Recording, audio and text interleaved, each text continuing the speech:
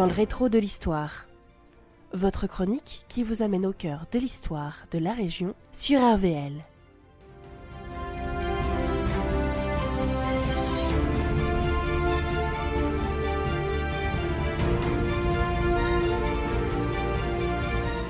Personnages, lieux, anecdotes, plongez-vous dans l'histoire de l'agglomération d'hier et d'aujourd'hui.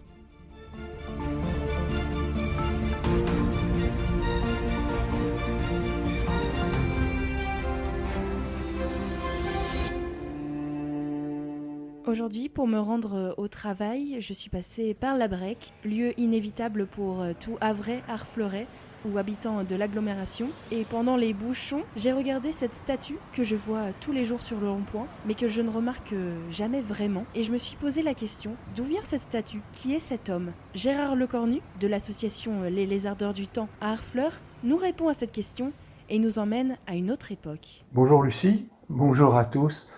En fait, il s'agit du seigneur Jehan de Grouchy, qui n'est pas très connu dans les livres d'histoire, mais il est resté cantonné à l'histoire locale. Alors pour comprendre, il faut se remettre dans le code d'Harfleur pendant la guerre de Cent Ans. Avant son envasement au cours des siècles, c'est un port essentiel pour la défense contre les Anglais. Malheureusement, ce port a été pris après un long siège en 1415 par Henri V d'Angleterre. Et pendant 20 ans, l'oppression anglaise s'est imposée sur le Pays de Caux, ainsi que sur une grande partie du royaume. En 1435, à la suite de l'épopée de Jeanne d'Arc, l'espoir revient aux opprimés du Pays de Caux. Dans tout le pays, des bandes de paysans cauchois se forment et quittent leurs champs pour prendre l'épée. À leur tête, on trouve Le Carnier, un chef paysan, et le seigneur Jean de Grouchy, qui sera appelé plus tard le père des Cauchois. Dans Harfleur, après 20 ans d'occupation anglaise, il n'y a dans la ville que quelques habitants que la misère protège de la convoitise anglaise. Ils entrent en contact avec les révoltés qui se battent dans les campagnes et les engagent à venir les aider pour sauver Harfleur. En grand secret, un plan est alors établi. Le 4 novembre 1435, le maréchal des Rieux et ses troupes créent une première diversion en attaquant la campagne autour d'Harfleur. La nuit, un grand incendie est allumé qui embrase le faubourg près de la porte de l'Eure. Alors cette porte se trouvait au sud-ouest d'Harfleur. Évidemment, aussitôt la garnison anglaise court pour éteindre l'incendie. Les Harfleurais se précipitent alors pour les attaquer à revers. Au même moment, Grouchy et les Cauchois se ruent vers les fortifications de la ville. Ils mènent 3 assauts vers les remparts, à la Brec, là où les Anglais avaient pénétré 20 ans plus tôt.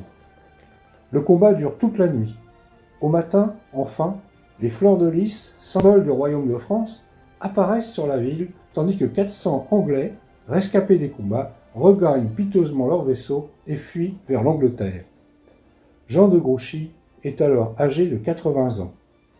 Lui et bon nombre de ses compagnons, ainsi que 104 Harfleurais, trouvent la mort ce jour-là. Ils avaient accompli leur tâche, rendre la liberté à leurs concitoyens.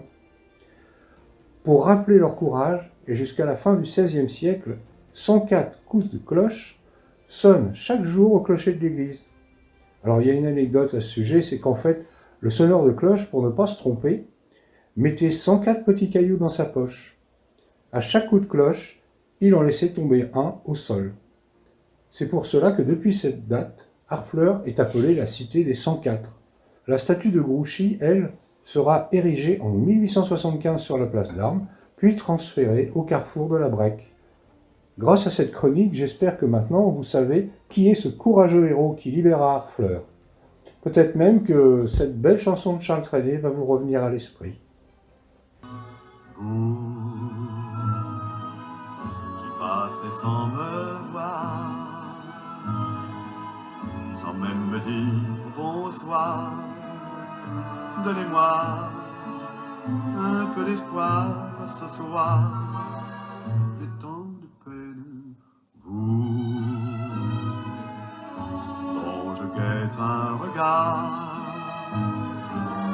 pour quelle raison ce soir passez-vous sans me voir?